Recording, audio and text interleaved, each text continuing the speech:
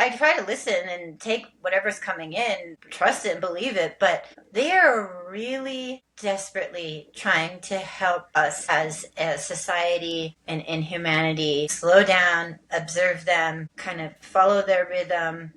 I think in some ways claim our sovereignty, our agency, know that we are stronger than we think we are, and that healing happens in communities. We cannot do anything alone. We have to work together. There are healers on this planet with the power to soften the suffering of mankind, yet they have remained in the recesses of the world, abused, discarded, and labeled as trash. This is The Touch of a Mustang. I am your host, Shalise Clough, and I'm here to tell the story of wild horses, Mustangs, and the humans who are discovering and sharing their gifts while working to protect their well-being and preserve their spirit, so this divine power won't be lost. Join us on this quest with the wild Mustang.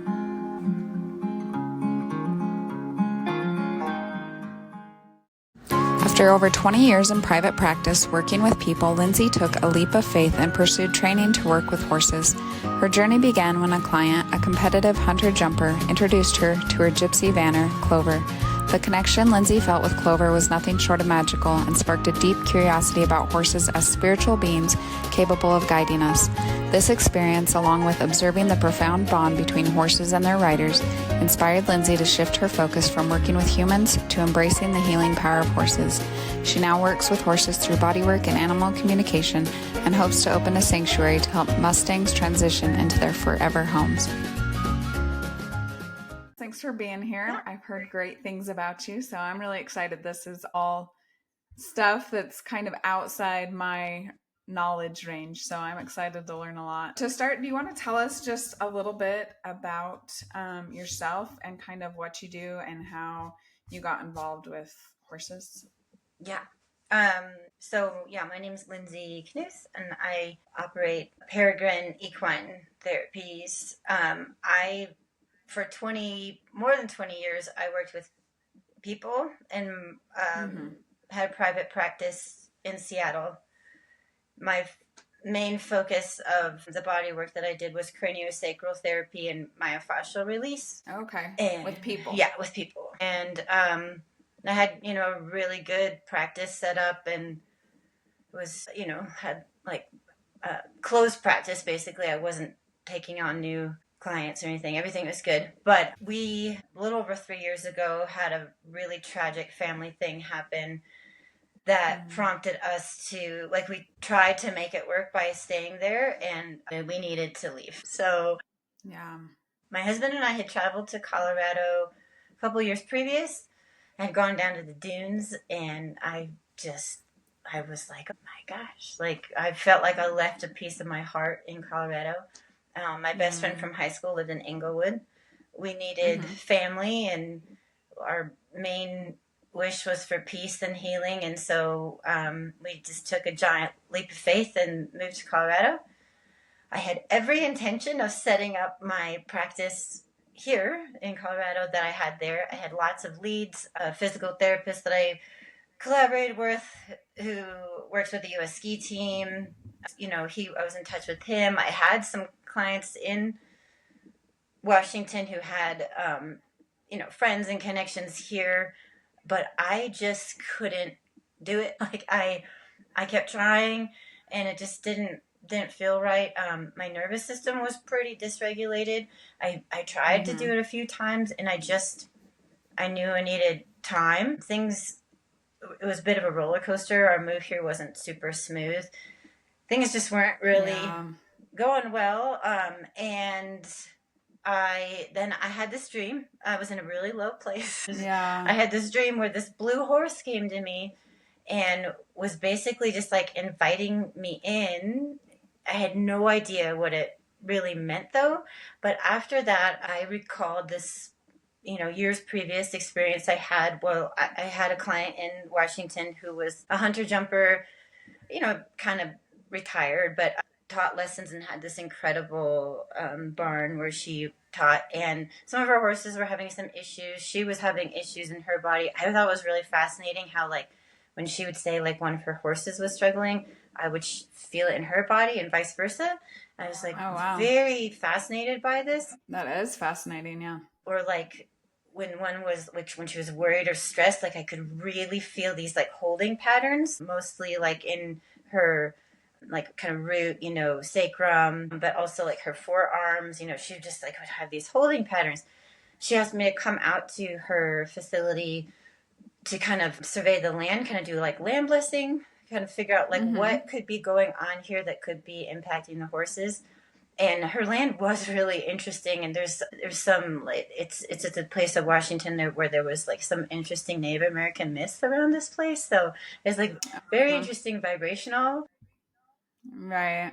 And I could tell right away, like I found these places where the horses, like I was like, oh, this is really intense here, and she's like, oh, that's where they dig, and so it was all really fascinating. And watching her interact with them, like I knew her outside of horses, but when I saw her with the horses, she became like this softer, calmer person that I didn't really ever get to see. And I was just like, whoa.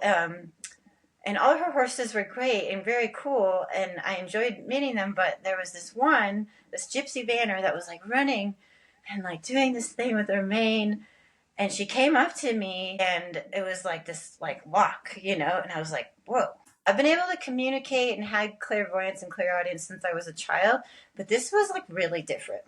And she came up, and I just felt this like connection here, and she came up and she like went down like this.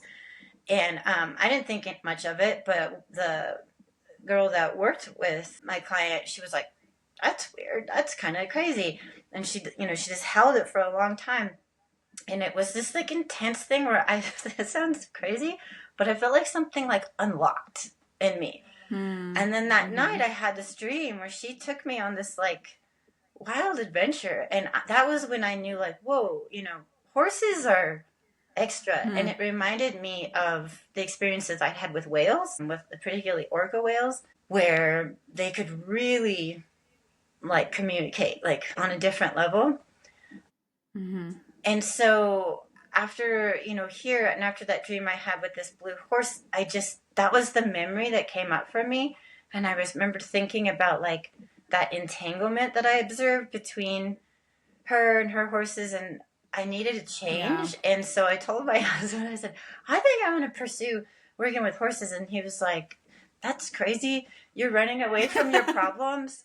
You need to just like, you're like self-sabotaging, And so I sat with that, and I was like, maybe he's right, but I couldn't let it go. So I enrolled at the program at Rocky Mountain, and it was not good. I was definitely still not in a like grounded place. What kind of program was this? It was Rocky Mountain. It's like Ramsam, Rocky Mountain School of Puncture and Massage for like equine bodywork. Yes. Sorry. Okay. Yeah. And it's like one of the main like ones here. I definitely needed to do like an in-person one. Like I saw there was like online. I was like, nah. It didn't go well though. I was the only person there that had like, I would say basically I had no horse experience. Like there was horses around when I was a kid, but like every time I tried to take horseback riding lessons, I didn't like it because I always felt like I was being asked to do something that didn't feel right. And being told like, you're too soft. They're taking advantage of you. And I was like, no, I don't think they want to do this. And I did like some trail riding stuff, but never anything crazy. They weren't a big part of your life at any point before this. No, my grandpa, they were a part of his life and other people in my family, but not mine. Interesting. Yeah, I can see why your husband was a little worried. He's like, what do you...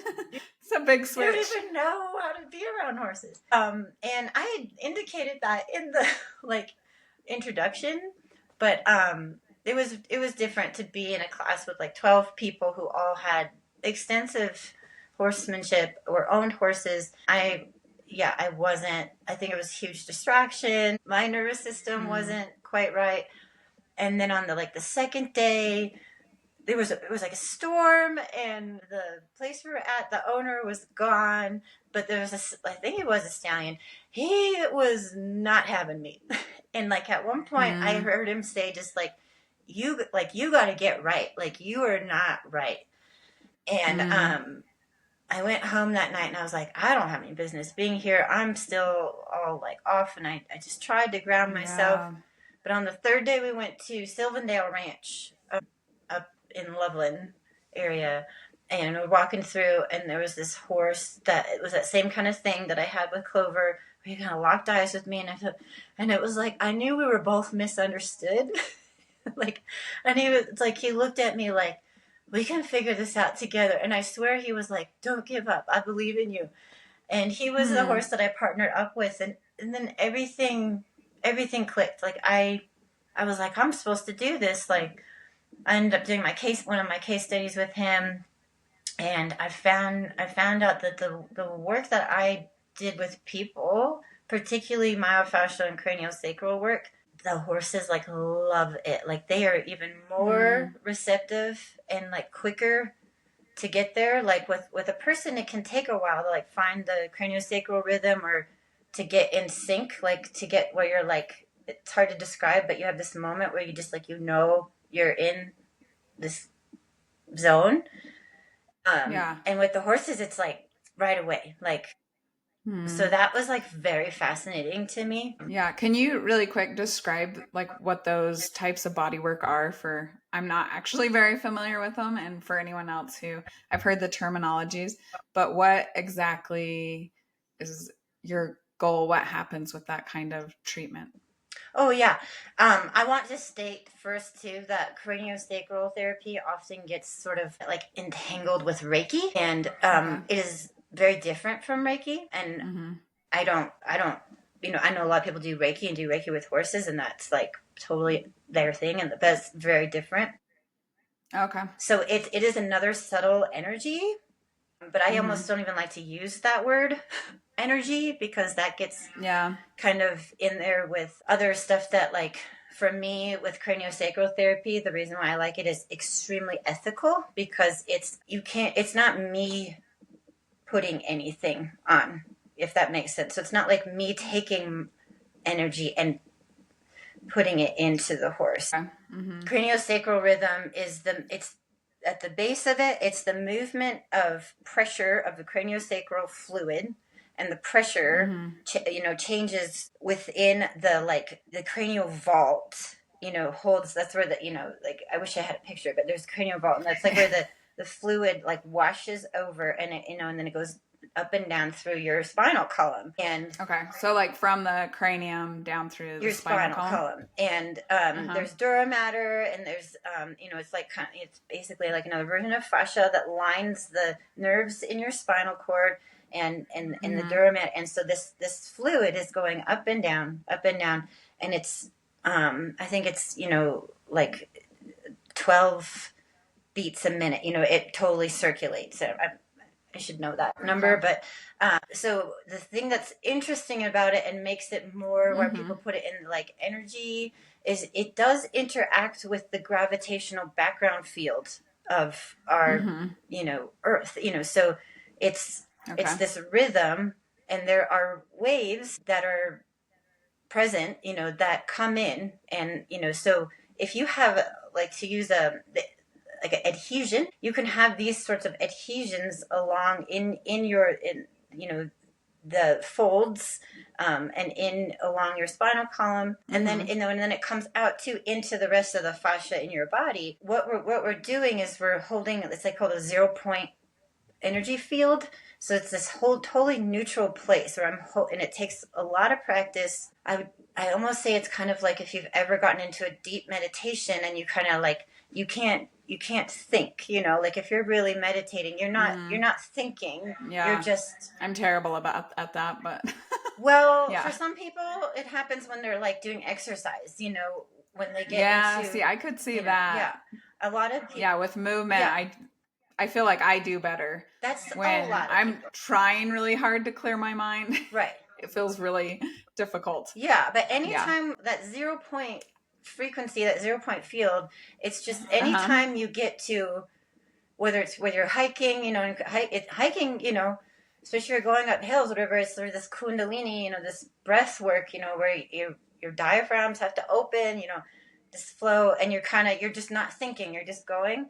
And then that's when people, or like some people's taking a shower, and then that's when their best, most clear, they've been working on. Yeah, I always have good ideas in the shower. And that, and then I get out and I was like, where'd it go? Happened, And a lot of that has to do with water and what water, interesting, how water interacts with us, So it's that, and it takes a lot of practice, but once people get it and they feel it, it's kind of like riding a bike. Like, it's like, you can get there again. So, but I'm holding this space for either a person or a horse, and they are their body is directing me and telling me exactly where to go, and I will feel points of tension or an adhesion or even the bones in the skull. And that's why with horses it's really so fascinating, because like just their sinus, and their skull, their sutures are not as tight as ours, they open up a little bit more. So the fact that their energetic field is more potent, is bigger, lack of like intense fibrous connected, in the sutures. I think all of this plays a role as to why they respond so well to the craniosacral work. And then that ties into fascia. And like for me, I did extensive training in fascia work with this guy, Tom Myers. And he was a Rolfer, and I studied under Ida Rolf, and Rolfing is tied to fascia work, and then, but also more like the somatic, like our emotions and things that we hold in our tissue. Yeah. And I was like, oh, I wish there was somebody out there who was like a Tom Myers fascia for horses. And I found this person. They, oh my gosh, I just forgot their website. But they did all of their studies on Icelandic horses, and it's extensive. Okay. And they charted the same tracks, the same fascia lines with horses. And so I just dove into that. And so it was like all of these things came together, the craniosacral stuff that I had pretty, easily correlated. And then the fascia, once I learned the lines of fascia on the horses, because you do have to like kind of know where they begin and end. And then after that, I started adding tuning forks and sound therapy. And so it's just like really fun, I don't know, kind of like package that I can offer the horses. It seems to work the best with, horses that have had like surgery, post-colic surgery, head shakers, anxious horses. I do a lot of like, especially like this time of year, I really start doing more abdominal stuff. And this one sound bowl in particular, if I play it for the horses, they poop right away. Like, so it's like, this time of year when like yesterday it was like 20 and today it's going to be like 60 degrees, I'm like, we're going to like go do that, Yeah, welcome to Colorado. And still getting used to that. The nice thing is you get a couple seasons every week sometimes. Yeah, you got to travel with like coats and hats and sunglasses, like everything in your car. Yeah.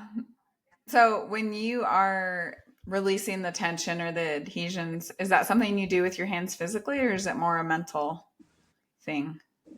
Both. Both. And the thing that's interesting about that is when you're working with a person, the touch is like about almost like a feather. Like it's extremely light to touch, but you are making contact. With a horse, they need a little more pressure, which I was surprised by. Yeah. Versus when doing massage or myofascial work, I'll work deeper. And the horses, for me, my experience, they don't want deeper. And even performance horses, like high-performing horses, I've found that they don't always love deep massage. But with the craniosacral stuff, I do have to go a little deeper than I would with a person. But my experience, with the horses, they really love, mobility stuff, stretches. I use like surefoot pads, those sorts of things, I mean, and like there are areas like my one horse Dreamer, he's like, I could really lean in to his, but like he would love it. But they weren't like, I was surprised at how much I was finding they weren't like really loving deep massage. They would kind of, they would like it. I don't work in cross ties. I try to not even work haltered. So I really give the horse the opportunity to walk off. Yeah. Plus, I'm sure you know, and a lot of people know here, like a horse's brain is so different than ours. Like for it to integrate into their body, like they actually have to move after there was a release, like for it to, go in to, and kind of retrain. Like if they're just standing there, like it's going to feel, it's going to release, but it's not going to really change. They have to move. And so after like a really large release, I will actually get them to move around a couple times, both directions, or even preferably backwards, so that it really, their motor, cortex, everything knows, like, oh, I don't need to hold this way. I can let this go, Just releasing the tension you're talking about, where maybe they had a shoulder or muscle where they're really tensed up and holding it, that releases. Yeah. Definitely like thoracic sling stuff. Like everything through here. I mean, kind of everywhere, but like if I'm working like hyoid bone, and we're like really working on that head shaking, or like their tongue is stuck, or they're not chewing right, and we're doing hyoid stuff, and they're having, they'll look like they're having almost like an exorcism, sticking their tongue out. A big release like that, we're going to walk around quite a bit. And sometimes like really, it's the other thing that's been my struggle with the way I do equine body work, is like this 60-minute, thing that humans have created. Yeah, all our time. Is like silly for a lot of horses. Like I will show up and a horse, 20 minutes, and then they might be like, I'm done. And then they're done, and another horse, it might take an hour and a half, because they're like, they were done. They went and they needed to rest. And then they come back and they're like, okay, now I want to do more, So these constructs that we create for me, haven't really fit well into horse world. Makes it a little trickier. Yeah. So that's why I have recently been focusing mostly on animal communication. And then I see horses that like, it's a real, they're really having head shaking. It's like a real, I'm definitely not working just with, general performance horses so much anymore, because I just found like for me, it wasn't ideal. And a lot of people, they do, they want 60 minutes, their horse is going to perform this weekend. And there are tons of people out there that do that, and those horses benefit from that for sure. I just, right. It's just, for me, I like more complicated, a very mechanical brain. I love, this is like so, interesting. And there's so many things that play a role in what's going on. Like sometimes it's not even, it could be something that happened to them during childbirth, and that's where the animal communication comes in with me when I'm working with them. They might show me an image of, something when they were, birth, could be something from previous owner or guardian. I'm surprised at how many times they are showing me things about their physical environment that are not working well for them. Everything from like things in the water to like some horses, it's the actual climate is just not good for them. Yeah, it's all very interesting. Tell me a little bit more about the animal communication. This is something I'm very curious about and also unfamiliar with. How did you maybe start with it or start exploring it? And then when it happens, tell us a little bit about how it plays out. Yeah, and there's definitely, for me, there's like two different types.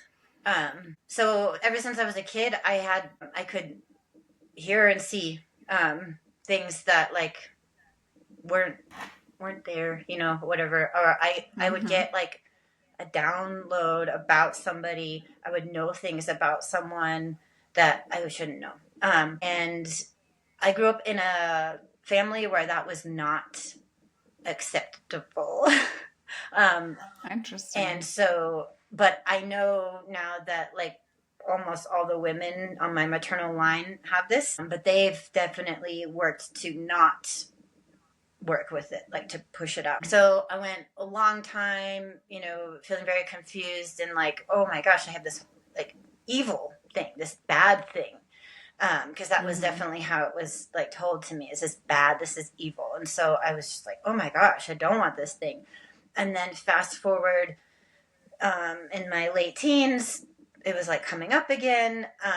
Unfortunately, there were people that kind of came up in my life who I felt like who also saw it in me, but they were like encouraging me to do work with that in a way that I didn't want to, that didn't feel ethical and didn't feel right. So then it was like, again, I was like, oh, I don't want this. And when I went to massage school, that came up quite a bit. There were people that like, I didn't feel like they did it ethically. So I had this like real push or pull. And then I had an experience in Sedona, Arizona, that I came back from thinking like I was either schizophrenic or there was something to this that like I needed help. And so I got in contact with this man named Thundercloud, who was in Seattle, who was this just incredible, like most brilliant medicine man, shaman. And he worked with me, and because I went to him and said, "Could you turn it off? Like, I don't want this." Like, and he was like, "No." Yeah. He was like, "If you do, you will start to have, delusion. That's kind of what you got to figure out how to work with it."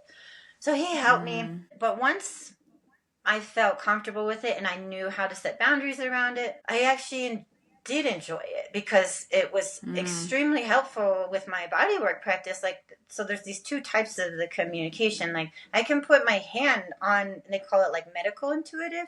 So I can put my hand on somebody and know you have ovarian cysts. One of a client that I worked with, he was having issues with his eyes, and he had gone to like optometrists over and over, and everybody was like, "Your eyes are fine." And I put my hand, and I was like, "You have a subdural hematoma," and he did, and so he went in like right away, been able to find things within people's brain that like, oh, you need to go get this checked out, Do these just come to you as thoughts? No, I see it. I'll see an image in my mind's eye, but it's a real image. Like I will see exactly where the thing is, The other thing that comes with that, though, is like we do store emotions and memories in our tissue. So that's the thing that I would always have, sometimes I put my hand on somebody and I see something that like, I don't know that they would have wanted to share that. So then I have to close, And then those times, like working with people, I would find it like a subtle way of saying like, oh, we possibly this thing isn't getting better for you because we store emotions. And if you want to explore that, I'd be happy to help you. If not, that's fine too. And a lot of times people would say, yes, I do want help. But a lot of times people would be like, no, and then it's like, I cut it off. Then I'm like, no, I don't want that image. That's, yeah.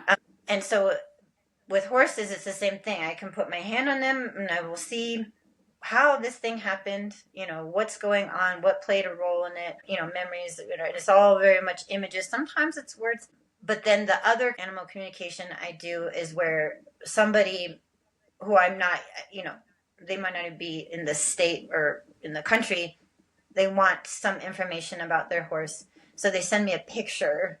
And that's different because I have to go into a trance. So I do my animal communication a little differently than some people. Some people, like, you call them and they do connect with your horse. But for me, the way I like to do it, so I go into a trance and I ask the horse, do you even want to do this? And if they stand away from me and turn away, I just turn it off.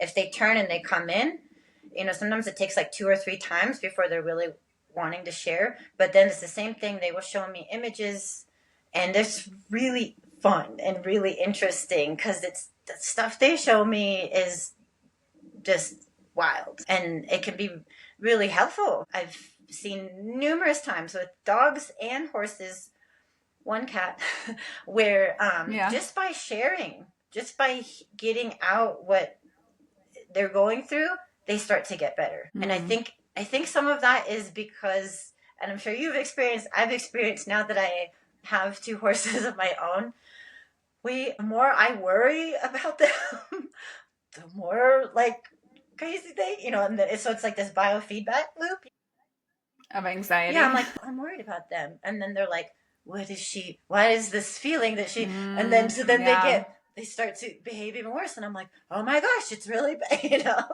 and then ping pong, so, right. So I think some of it is that, like when owner, the guardian, gets to hear what it is, they probably go, or like, I know I have an idea now, something I can try, something I can look into, or, oh, I can just let this thing go. So I think some of it's that is like, then they're not putting that energy on their heart. Constant, shooting out that constant anxiety and concern. So yeah, I think some of it's that, but I think also sometimes the horses that like, and dogs too, that really come in and they're like, it's almost like they've been waiting for someone. Sometimes they just, they have something they really need to share. A lot of times the animals have something to share about their owner, their guardian, that can be really profound. And because I think all horses find us, I think it's destined, but some of the horses that make that choice to pair up with their person, I've seen really interesting things where it's like they chose them for a reason because they want to like walk alongside them on this journey of like this healing, and they have incredible insight, so are there any examples you can share? I'm glad you're here. I've been waiting for you, but I don't want you. He told me right away he wanted his person to learn what I do and work on him. And I was like, okay. And she was a good fit for that. She was in kind of a similar-ish field. And so I told her, I was like, I think I'm supposed to teach you how to do this. And she was really open, receptive to it. What ended up happening is he came in with lots of messages after that, and she seemed to sense it too, because then she reached out to me and she was like, I have this feeling he has other things he wants to share with me. So for quite a while we had this open line of communication. Everything he was sharing was to do with her, and she was going through a very difficult time in her life with her personal stuff and her career stuff, and he knew what to do. Like, he was telling her, and he was pretty brutal. Like, and it was interesting because I didn't know any of this stuff that was going. I was like, why? He's showing me this, he's showing me that, and she was like, oh my gosh, So I think it was interesting for her because she was like, well, there's no way you could know that, and he knew, and it's like, how did he even know it? Like, she wasn't telling it, Yeah. But he really was encouraging her and walking almost, I would say, like behind her, like pushing her, to do these things that she knew she needed to do, but she needed a safety net. She needed to know. I think it just her knowing she had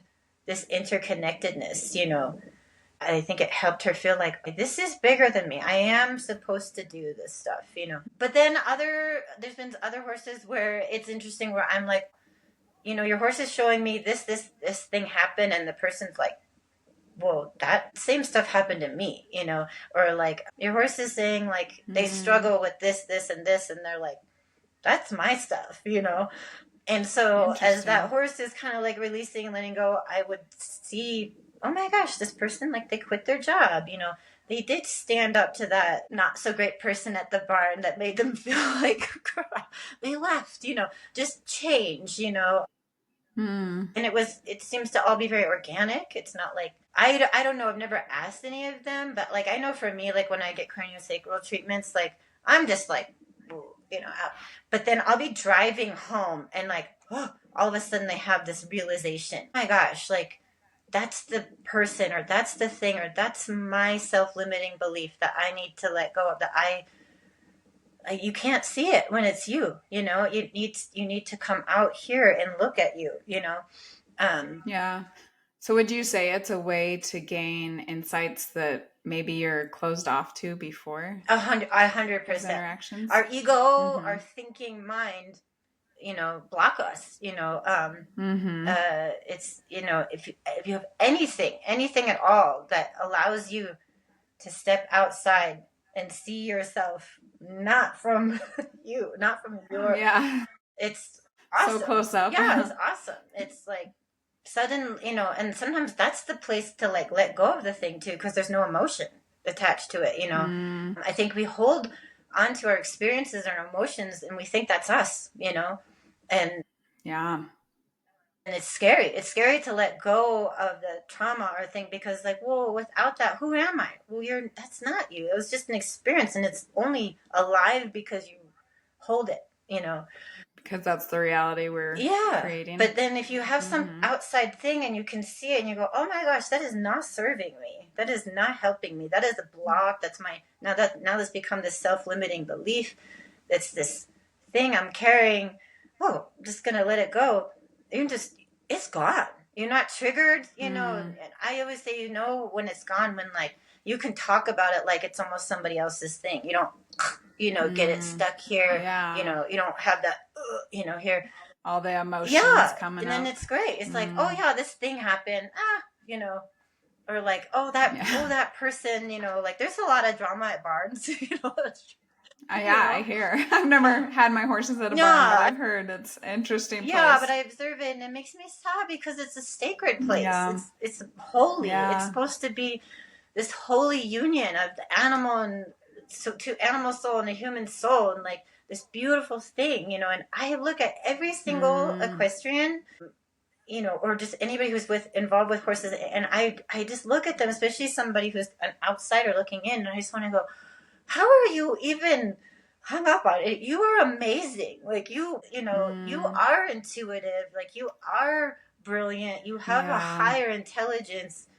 You are interacting with this 1,000-pound animal, Yeah. And I do think it's hard. Those voices that are tangible are a lot easier to listen to and believe than it's the things we feel and hear internally. It feels like I don't have any of those because I don't have the from a young age. So I'm always telling myself I'm amazing. I just did. Yeah. Look what I just did. And I want every horse person to feel that way, because it's like, look what you're doing. And you cannot interact with horses in the way that most, equestrians or people involved without being a little psychic, a little intuitive, you are, you're doing it all the time. It's a high level of intelligence, similar to okay, this is my analogy. Some people can read music really well and play it, and they're good. And then there's somebody who can, freeform, just play, like with jazz, where they're just get up, that's different. That's a different level, And I think people that are, who work with horses, and there's a scale, there's a range there, but I see a lot of horse people that I would put in that, freeform jazz level, where it's like, you are an incredibly talented, same level as an advanced athlete, advanced musician. You're in this field, you're flow zone, whatever, where it's like not everybody can do that. It's a special thing. I just wish people acknowledge their brilliance, in that way. Yeah, it's certainly a challenge, and probably from the world a lot of us grew up in, where you're always being told how to improve a lot of times. That's what my friend said. She said, when especially in a performance setting, they say you are being judged. Yeah. You are not, It's literally what you're doing. You are not being judged, and I don't know. It's interesting. It's an interesting dynamic. I think performance, all level of performance with horses is great, especially for me, as I was just love your horse more than the sport, love your more, and then it's great. I've had horses tell me that jumping is their favorite thing. The feeling that I get is I'm like, oh, that's how I feel when I'm snowboarding. Okay, let me help you continue to do that. There are horses that are athletes that love doing these things, and the thing that I also find really beautiful, more than just the act of the performance, it's this, when they connect with their person and become one, they love that. They love that, and obviously the person loves it too, because that's that sweet spot, right? Right. But to get there, it takes turning off the chatter, the outside stuff, So yeah, it bums me out. It bums me out that there is so much of that because it's like it's Yeah. preventing people from achieving their highest, and the horses feel it. There's a change for sure happening within the whole horse every world. People are Yeah. becoming way more in tune with their bodies and their horses, and so it's kind of fun. It's kind of fun to observe. That is neat to see. I agree. It does seem like there's a lot more people sharing messages about different ways to interact with horses and Mm-hmm. different roles that they have in our life, even. Well, the more people do it, then the less like kooky crazy it looks, right? Yeah. If you're out there, The less weird it yeah, sounds. if you're out there and you show up and you're like, I'm gonna sit here and read a book with my horse, and I don't care if it looks, I'm gonna take my horse up. We don't ride our horses right now. We take them on walks. Yeah, I love that. And I like there was several neighbors in the area that were like, "Do you ever ride them?" And I'm like, Do you live in a horse area where there's lots of other horses? "No, I live in Indian Hills, Colorado, so it's in between Conifer and Evergreen." I don't know if you know where that is. It's really beautiful. I love it. But I yeah, love it, love I it, know love it. Evergreen's really beautiful. Yeah. And there are horses around. They're more up in Evergreen, but like my little pocket, it's very small community. Okay. I mean, They're just not used to seeing horses going for walks. definitely not used to seeing people take their horse for walks. But I think I think people kind of like it because they interact with them. Both of our horses needed a lot of body work, and so it's great because there's like hills everywhere. So we're just walking them, and my one horse has built up his top line like crazy. Gosh, he's been with me 5 months. He needed a different diet, but also just walking hills, so able to do this, intense thing without me on top of him. He had no top line, and now and he's grown. He's grown since he got here, so it's like everything is working for him. Yeah, so tell us a little bit about your horses. You went from hardly ever interacting with them to now working with them and also owning some of your own. Yes. One day I was at a barn up in Firestone. I had this really awesome person up there who she just let me do whatever I want with like basically all the horses. And that's how I just learned everything, all different breeds and disciplines. But one day I showed up early and I heard this horse, and I look over and there's this Mustang, and she was like, and I was just like almost like I was like, whoa, just walked right up to her, and it was like it makes me emotional because I was like, I thought what I was doing with like these horses was cool before. I would tell people it was like black and white TV versus color TV. She was like direct, and she was telling me to open the latch of the panel. She wanted out, and she was like, "Hey, open this and let's go." And she was like, "You can come with me and let's go on this really cool adventure." And I was like there was like so much of me that was like, "Yeah, I want to do that." And then I saw the trainer that was working with her. I was like, "What's up with that Mustang?" And she was like, "Oh, I'm surprised she even came up to you, whatever. She's pretty intense. There was some language around mares that I'm fond of that was used, but like, we love mares. So I was like, okay, whatever. But the next day I went into the barn, and because I was like, I have to work with Mustangs, so I just pulled up like, Mustang rescues. That's how I found Brittany from Gems, and I had a phone call with her, and it was so funny because it was like, we were like little kids, like so excited, we felt like I met like a sister that I didn't know I didn't have, and she was just as obsessed with Mustangs as me, totally understood like what I was feeling, and I was just like, I have to work with Mustangs. I didn't know at the time that their sanctuary land was kind of like closed off, and that they had these like satellites everywhere with trainers. So but then the animal communication stuff came up, and she was like, could you do that for us? Because we need help kind of figuring out where some of these Mustangs, like what's their goal? Like who do they want to adopt them? And one of the animal communications I did was with this horse streamer, and he was wild messages. Like he was telling me, showing me things about like when a horse gets an injury, like out on the range, like if they get especially a head injury, they go out, and I want to be cautious about saying what it was that he showed me because I don't want anybody to try it. But he showed me this thing that they eat when this happens. And I've done research on it, and it makes sense. So that's all I'll say. So it's pretty fascinating. He was showing me about like mud that you can get to like put on, areas of their body. Like he was basically showing me that like when they're on the range, like they know what to do and like how to heal themselves, plants to eat. And I was like, oh my gosh, this horse is fascinating. And I told her, I said, I don't think he wants to be ridden, but he wants to like be a medicine horse. And she was like, yeah, that kind of lines up, because every time he went under saddle, he broke out in ulcers. And so she contacted me like a week later, and she's like, I think you're supposed to adopt Dreamer. And I was like, no. I was like, I don't even have a property yet. I'm still renting in Denver. And I was like, no, I'm like 2-3 years out. Yeah, that's a far stretch. Yeah, I was like, I'm like seriously 2-3 years out. Owning horses is a nightmare. Like it's like expensive and stressful. And I was like, I don't want that. Yeah. So yeah.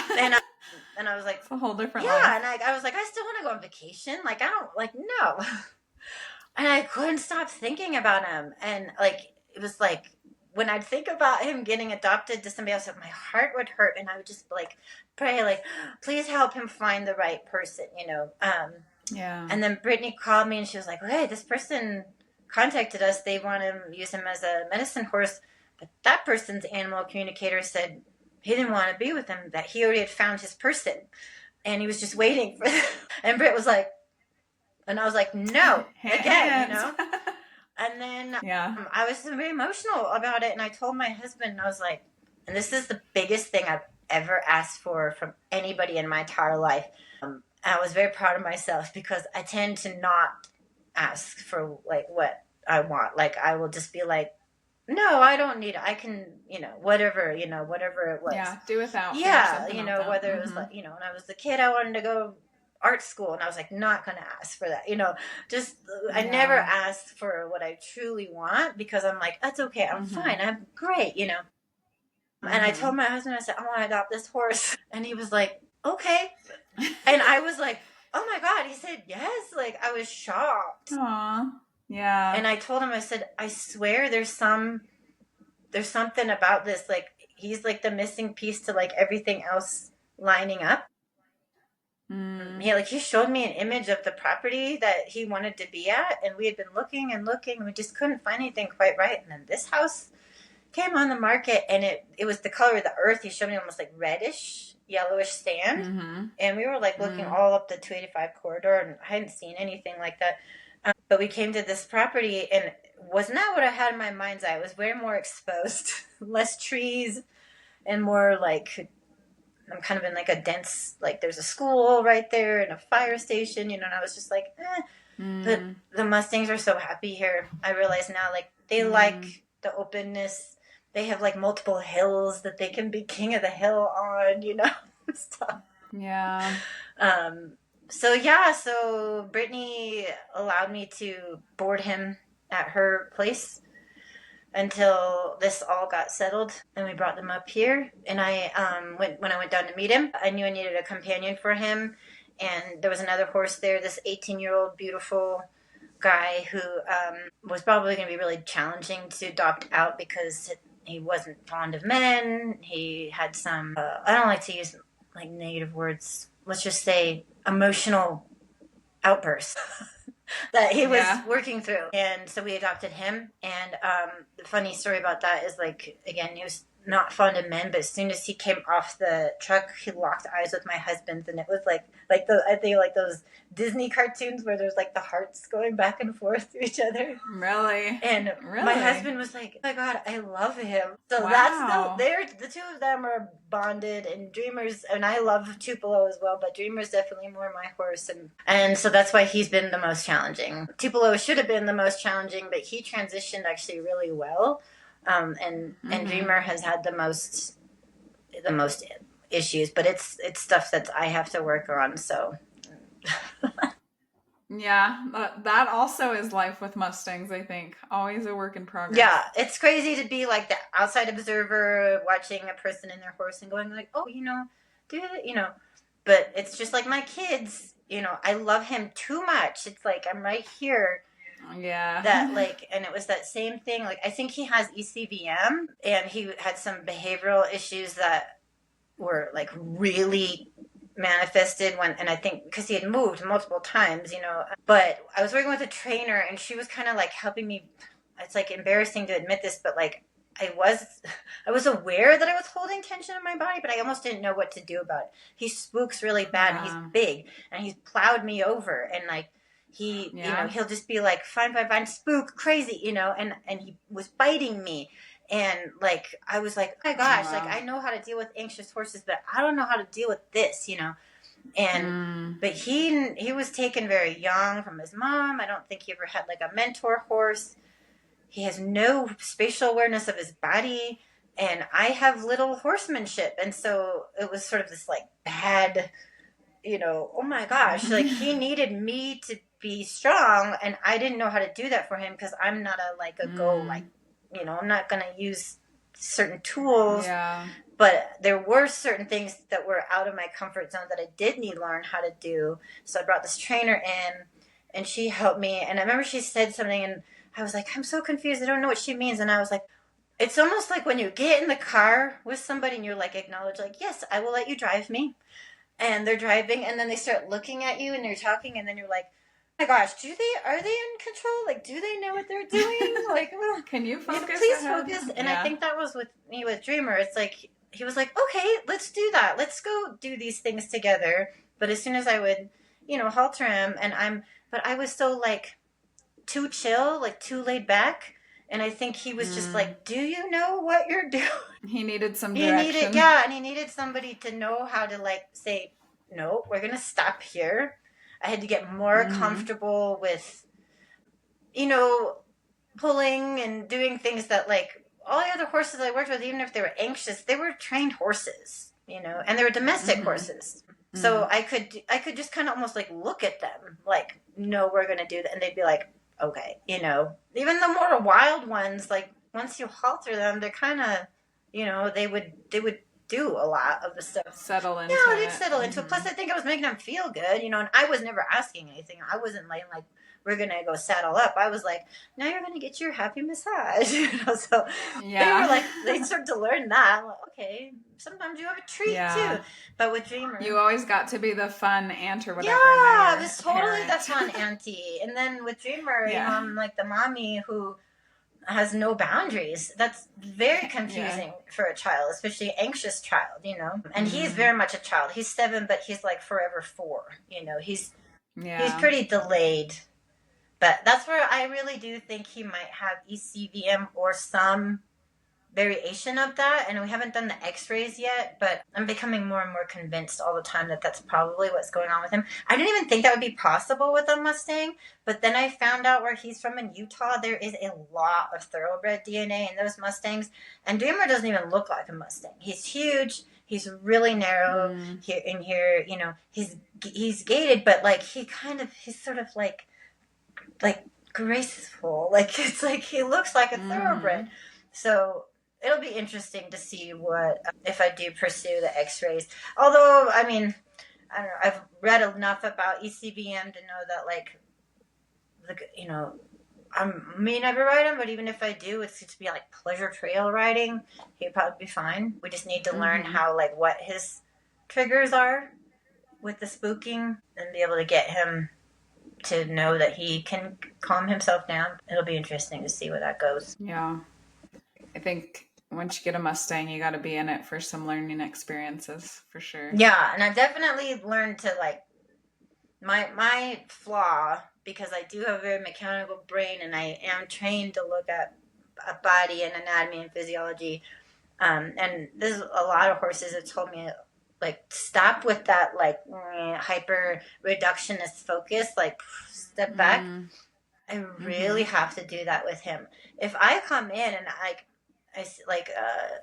even see that like, oh, you're kind of walking, like maybe I need to pick out your feel of it. If I like really kind of like start to look at it, he's like, so it's like I have to be careful with him. He's very sensitive.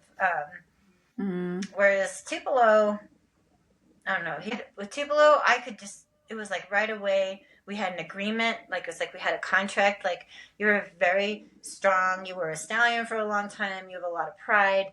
I'm never going to take that from you. I'm going to always try to be consensual. But he can push it sometimes, but then we can be like, no, dude, this time we mean it. We're going to do this thing. Like today, it's like they know that I had this time, that I had to be in this thing. And I was trying to get them into the other pasture because these contractors were coming. And they were, normally I just go, okay, let's go, guys. And today they were like, yeah, no. Yeah, they sensed it for sure. You're somewhere you're in a hurry. No, thanks. Oh, yeah? Yeah. You have way too much anxiety coming up. And Tupelo, or Dreamer, I just get a carrot, and like, oh, and he's like, okay. And Tupelo's like, yeah, no, I'm not that stupid. I know what. So he challenges us for sure, but it's actually kind of fun. We like it. Yeah. Yeah. It is fun. Yeah. Do you want to talk any more about kind of horses and the healing aspect of them and Mustangs? Another thing of like the animal communication is like I call them like the sky horses or spirit horses. And they are connected to all horses, even domestic horses and wild horses. They're all connected. So I kind of think of like these 3 layers: sky horses, and then I put like the wild horses, and then the domestic horses, and they all are together, and they're all interconnected with the earth and all animals, and definitely with us. But these sky spirit horses have had some really intense messages coming through that I thought were kind of wild. But Brittany was telling me that she was this woman, Jordana Anawalt, I think is her last name. She has a choice tribe that she runs. Brittany was like, oh, so interesting. You guys are having the same messages. And I thought that was like, I try to listen and take whatever's coming in, trust it and believe it, but they are really desperately trying to help us as a society and in humanity, slow down, observe them, kind of follow their rhythm. I think in some ways, like, reclaim our sovereignty, our agency, know that we are stronger than we think we are. Yeah, that's a huge one right now, I think. And that healing happens in communities. We cannot do anything alone. We have to work together. So I'm going to get emotional. But it's been some really powerful messages over the last, 5 months or so. And, things were, coming in that I was like, well, it was almost like they were saying, in the future, things are going to, so start preparing this now. Start working on these things now. It's really beautiful. And it's, for me, it is a reminder, every day to, stay grounded, stay connected to the earth, keep my heart open, keep my mind open, connect to people, holding a door open for someone, smiling, little tiny things, checking in on your neighbor. Yeah, interesting. These little tiny things are very important. If you're sick, think about an alternative idea of how you can heal yourself, becoming dependent on a system that is maybe going to fail. We can do these things. We can take care of each other. And I hope that none of that sounds like I'm not a political person. I'm not trying to say anything political. This is just open-ended message for everybody about everything. Well, the world we live in today, for sure, I think we're fed all the answers, and so we don't always have that openness to question, maybe explore if there are alternative methods or alternative ways to get a better result, really. Yeah. Well, and I know for sure that the horses, all horses kind of tell me the buzzing around your phone, the buzzing with the, this cell towers, whatever, is very agitating to them. And that does affect our cells. It's not like it makes us sick, but it slows down your body's ability to heal itself, And as we get more and more and more tech and, electromagnetic currents, just everything is, I think they are just kind of saying so if you live in a dense city, or you live in a place, or even your horse is in a place like that, okay, maybe there's nothing you can do about it, but take time to get away from it too. Go sit by a river, go out into the forest, or if that's not your thing, but just get away from the buzzing, get away from that stuff. Like we need that space and time. And yeah, that's interesting. I think mentally for sure we need that space away from. Yeah. Like turn off your phone, but just so much too about like community, like we need, and a horse couldn't survive by themselves. They need, and one of my favorite things is to watch a herd and herd dynamics and like how they take on different roles. And nobody's alone. Nobody's got one thing. They all help each other. When one is weak, the other was stronger, and sometimes they do fight for the role, but it's harmony, it's like you cannot, and if there's a horse that is battling too much, then it goes off and it forms its own, band, Yeah. So there's something interesting about that too. It's like, well, if you feel really stuck in your place, move, leave, you always have, that's our limiting belief that like, I'm stuck here. It's like, no, you might. A lot of times there's more options than you might suffer, willing to explore. You might lose out, you might not have the life that you have now, but it might ultimately lead to more expanse and something better that otherwise you might just be doing this forever. And like, don't do that, and don't try to change things you can't change. If you're looking at your community and you're like, I don't like it, then leave. Go find your own tribe, Yeah, or it seems like a lot just sitting there and being unhappy with it instead of, like you say, moving away. Yeah.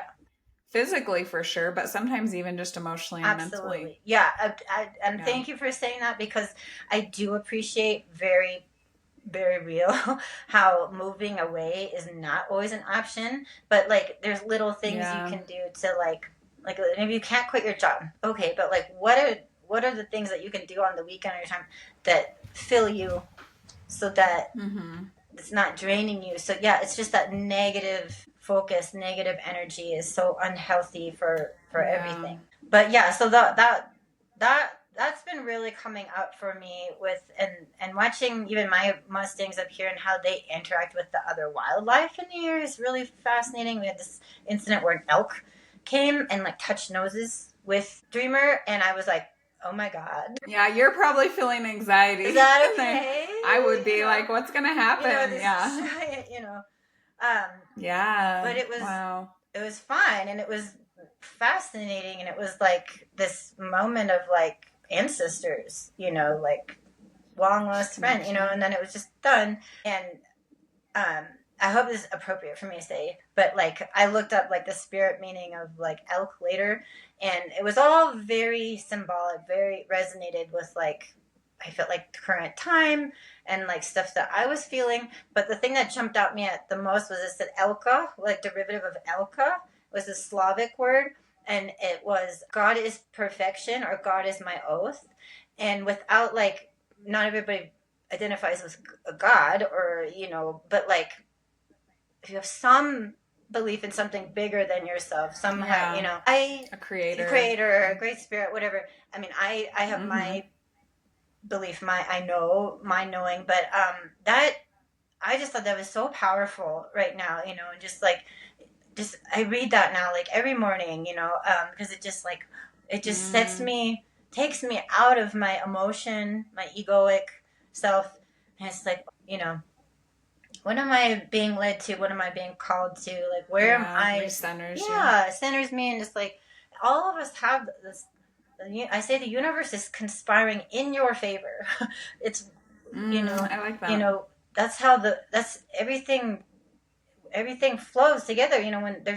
When there's imbalance, it corrects. And like it wants harmony. It wants stillness. It wants people to So I don't know. I just something about that. Like I just thought that message too was really beautiful right now. I like that. Let's see. Oh, and the horses. And horses as healers. I do have something I want to say about that. Let's go. I think there's a little too much pressure maybe put on horses to be healers. So, and And there are horses that like they had signed up for that, like that was their soul contract. They were like, and they're just so happy they found someone who can utilize that and acknowledges that about them, and they really do jump in. Those horses, I work Yeah. with a lot of those horses, they need a lot of help from people like me or from their guardian to then let whatever they brought in, like let it out. um, but I do know that there are horses that really sign up for that, and that is their skill set. But in general, saying horses are healers, I kind of get like, I don't know what I think that they're best. I call them like the shamans with no egos. Like the best healers I've ever been able to see were the ones that just held space. They weren't trying to fix me. They weren't, they acknowledged my, brokenness, things that were, they saw it, but they weren't focused on it. They came in, they created a safe space for me to, and held things, but let my body kind of heal. And like they had the skill set, and horses have the skill set with their heart, their energy field is so big that when you are in it, you are connected to the greater energy field. And then in that space, if you can really, they do calm us down. I think they're one of the best things they do is like they really make you aware of like how you are in your body. For me, working with the horses, when my nervous system was dysregulated, I realized I stopped feeling. I shut off. And that was humiliating for me because that's my field. That's what I do. That's what I was training other people to do. But it was But probably protecting you at that time, which is so much. That I had undergone such a horrific thing that like I just stopped. I'm with these horses, and I'm like, they're telling me like, your legs, and I'm like, what, my legs? And I realized I was like holding my legs like this, or like I was sweating. I didn't even realize I was sweating. My stomach, my my hara, I was tight. And then so I would get out of the round pen, get over, breathe, and I have personally my ceremonial thing that I do is, and I do it, very like consciously now. Like for me, like if once I walk into the round pen or I walk into a space, I almost treat it like I am going into a sacred space, a cathedral or something, a holy place. And whatever is going on with me in my personal outside, it's there. Once I walk in, I try to be as neutral as possible. I try to be as like clear. But the horses help me with that. They help, it was a really rough time of like deeper letting go. And I see it with the people that, come here. We've had a lot of work done on our property since we bought it. And it's crazy. It's fun to see people that be like drawn to one or the other, and because Tupelo and Dreamer offer very different things. Like people who need levity and need to laugh, they are drawn to Dreamer, and I see them like light up, and they're like, they laugh.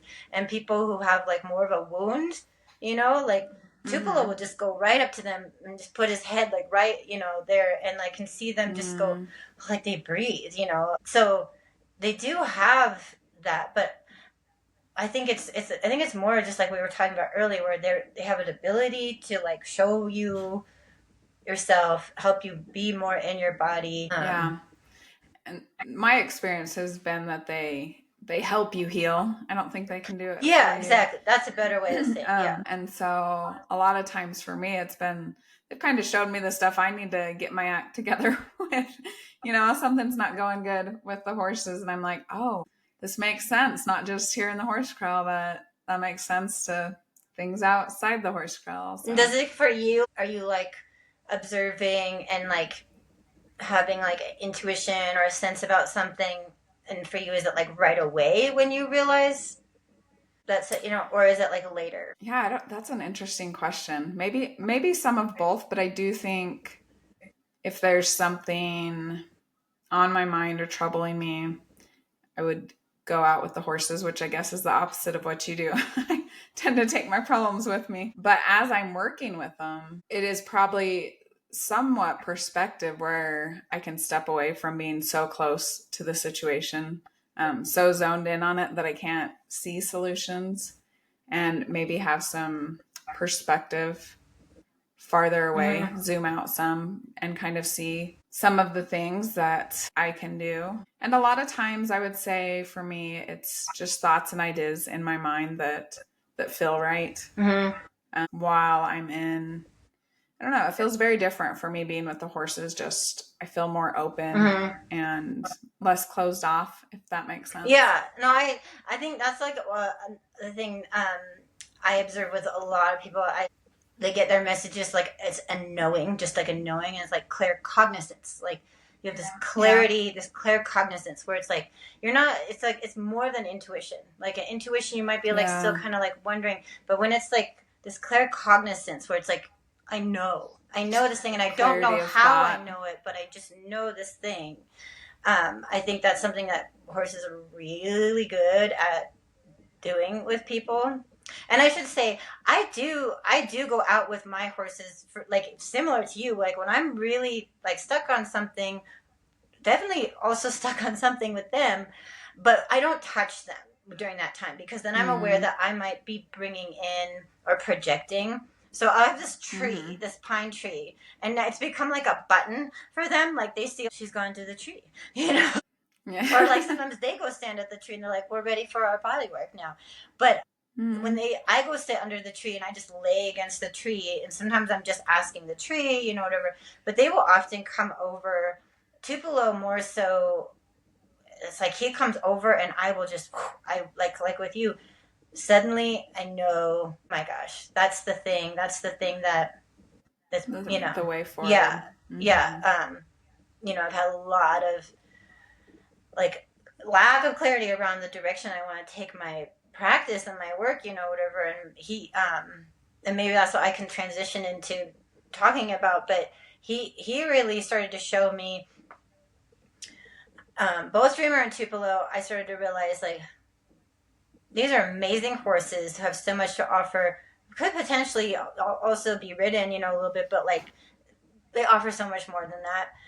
But they were in a pretty rough spot where it would have been a challenge to adopt them out. And then like even with Dreamer, when I started training with him right away, we had to stop for a while because he didn't break out in ulcers like he did previous times, but he started to get very anxious, you know. And so I was like, let's slow down. So now we're just doing groundwork, fun stuff, you know, nothing like with this training.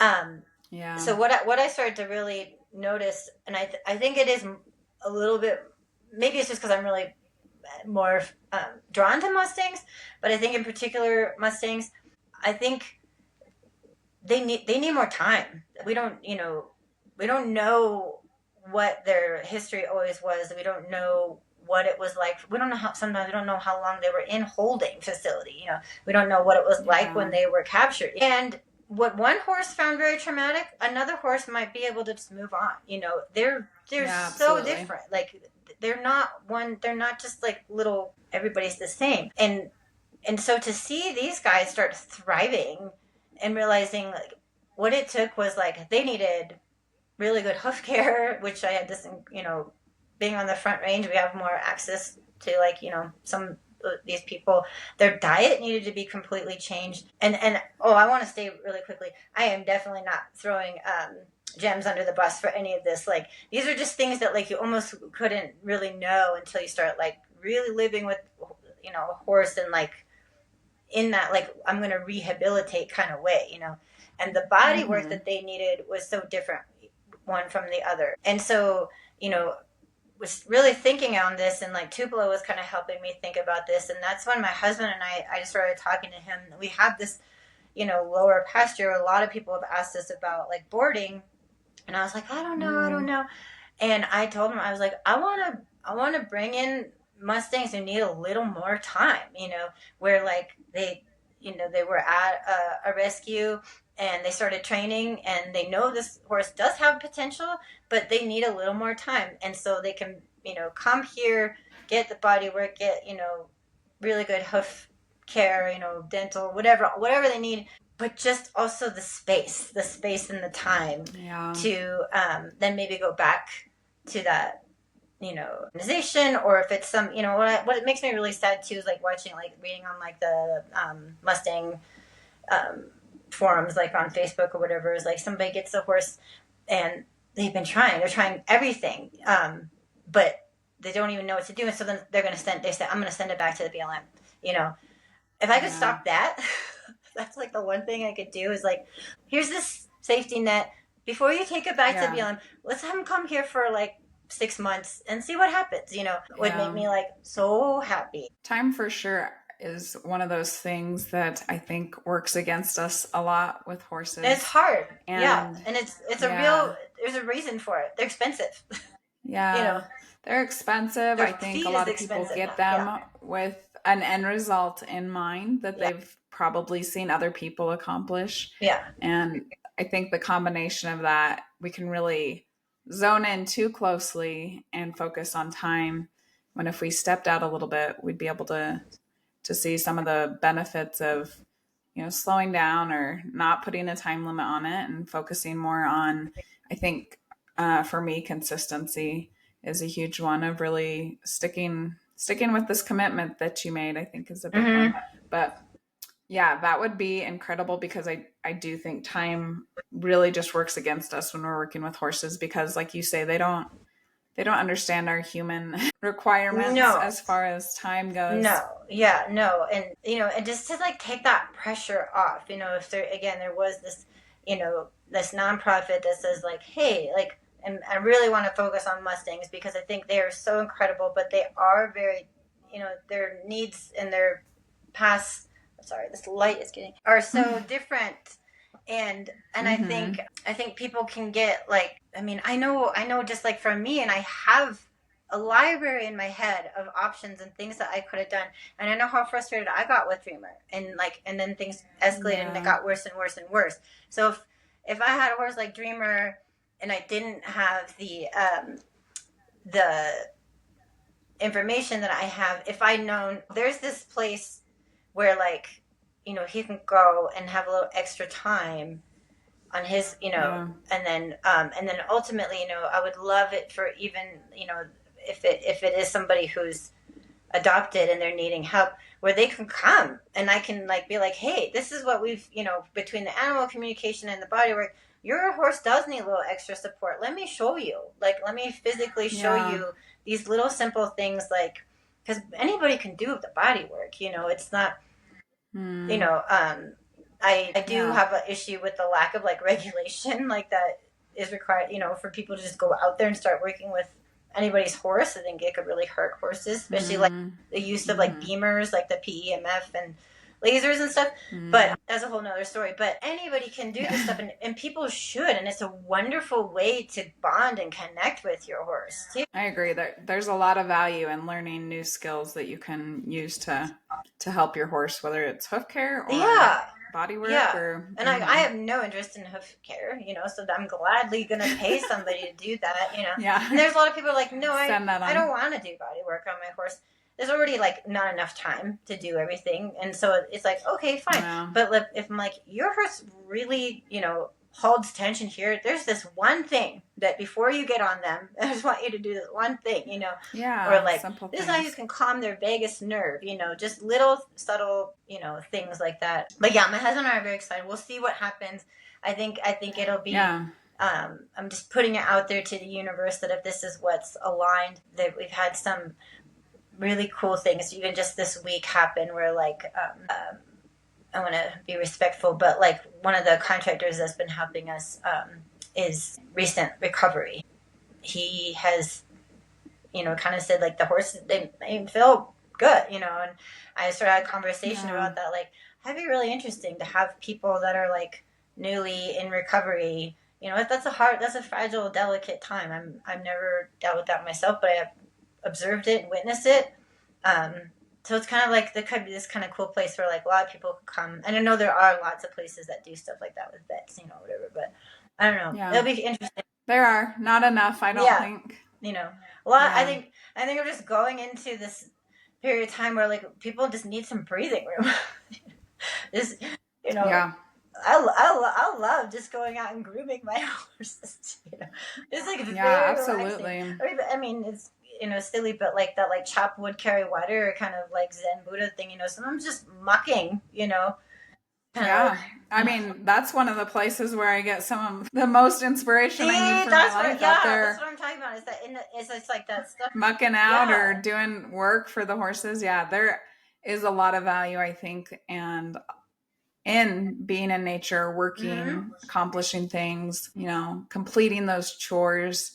And I think some of that's been lost because a lot of our work now is just digital or online. Mm-hmm. We're not actually doing something with our bodies. And Yeah. I think there's value in that Oh for yeah, sure. movement. My mom sent me this like funny thing. I didn't look up the science behind what was interesting. Is this guy? He's out in the forest and he says, one of the why the forest helps decrease your stress. There's bacteria out here that you're breathing and it goes into your gut biome, and like he spoke like I didn't research it yet, but and that bacteria, like in that we know now this like brain gut connection, but it was so funny to Mm-hmm. think about. I was like, that makes sense.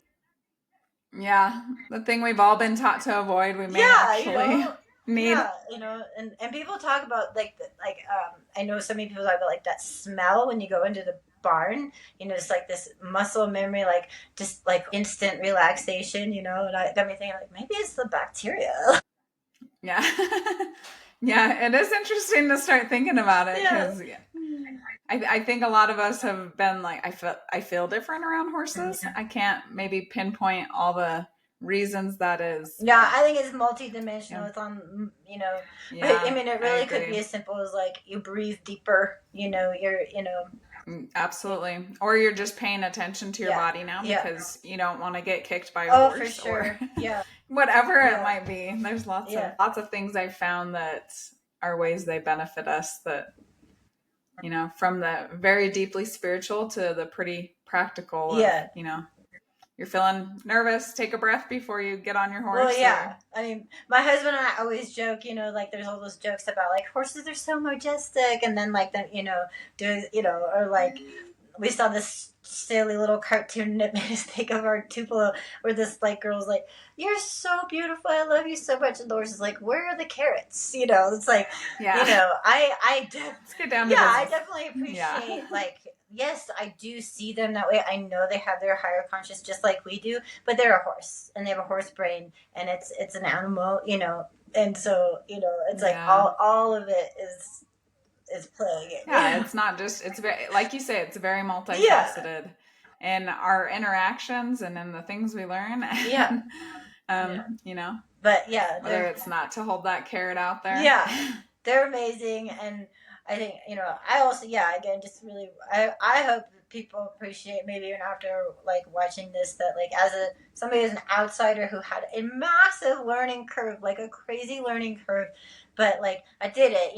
Anything's possible. You can learn anything new, and I'm 40. I just turned I 42. love that. If you where there's the will, there's a way, and you just got to find the people. Absolutely.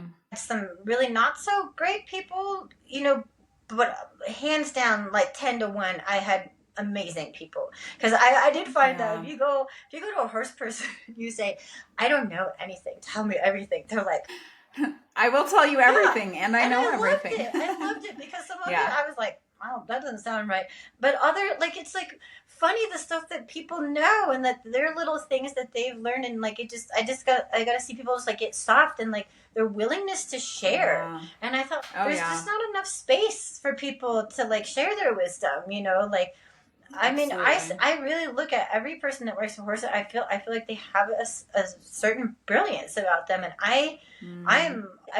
I will for the rest of my life, God willing, be around horses, and I will be learning from people and the horses forever, hopefully, and I love yeah, that. it's Yeah. it's awesome. And so much of it, I think, is a learning process, a journey, rather than an destination where we've done all Mm-hmm. that we can do and we know everything we could know. Yeah, And well, that's no I fun. think yeah, no, that's one of the things that does make them so fun is because there's always something new to figure out. You Mhm. master one thing and something changes so that you're headed on to the next thing to learn. Yeah, they definitely have a good way of like, Yeah. I could never go into one horse who has like a similar thing and be like, oh, I know how to fix this because I did it with another. That's just not.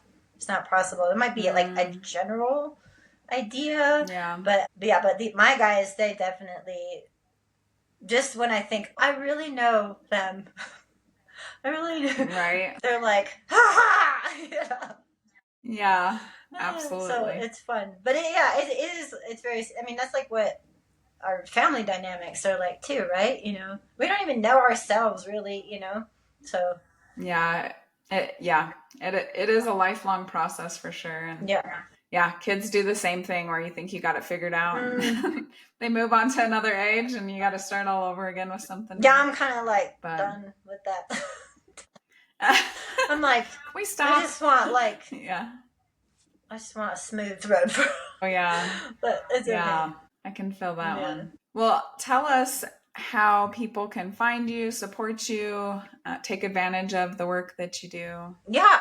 So if you're located on the my zone for like actual in-person horse bodywork is pretty small. So if you're in the like Evergreen Conifer, you know, Indian Hills down, you know, to Littleton, you can go to my website and book appointments there. For animal communication, I work everywhere. Right now, I currently just have the animal communication set off of that. So that's Peregrine equinetherapies.com. But most of my like updating, you know, in real time stuff happens on Instagram, and that's just my fun, happy place. I am really bad with marketing and business. I never had to do it before. My previous, I never did marketing. You know, it was all networking. No, I never did it, and so it's. I don't like it. It doesn't feel authentic to me. So, I try to use Instagram as just like a really happy, fun place to share things that I find interesting. But I'm not a marketer. But those are the places to find me. But I think my Instagram is fun. Yeah, awesome. Well, yeah, definitely keep sharing on there. It's always interesting to hear what other people are learning and discovering for sure. Yeah.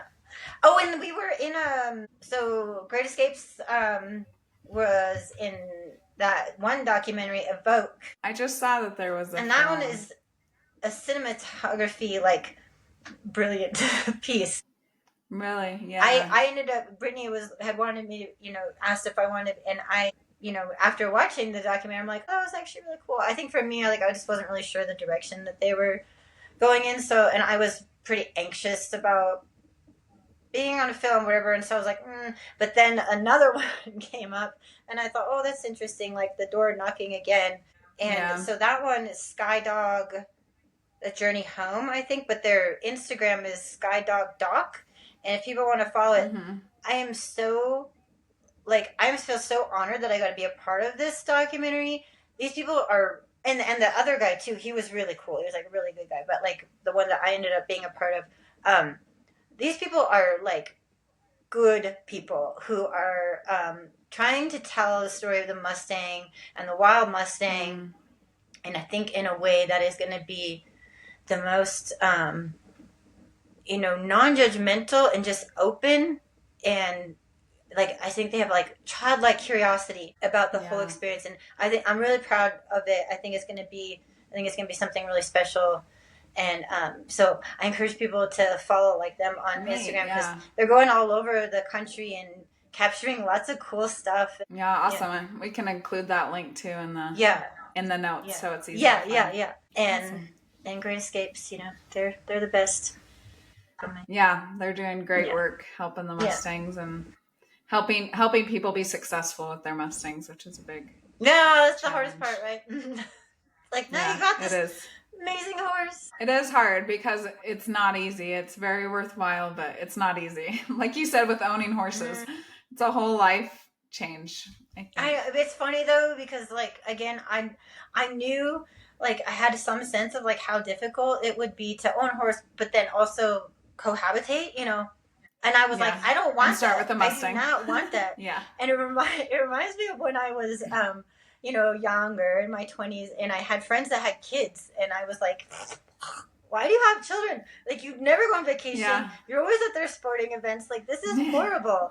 Your whole life is over. And then I had a child, and I was like, oh my gosh, sign me up every day, all day. I can't imagine my life before this.